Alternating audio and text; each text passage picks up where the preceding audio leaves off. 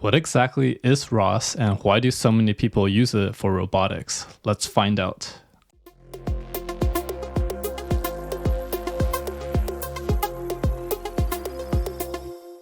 If you're new to my channel, I have a website at kevinwoodrobotics.com where I have a bunch of resources on robotics and computer vision. So check it out and subscribe to learn more.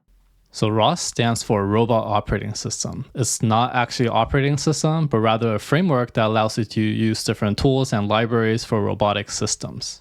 The first thing that's really nice about ROS is that you can tie various concepts together using what's called topics and nodes. So for example, you could have a node on AI and machine learning, another node on controls, and another node on computer vision. So all of these nodes can talk to each other through messages, which makes it really easy. The second thing that's really nice about ROS is that it uses Python and C++, which makes it really easy to get up and going if you already know these two languages.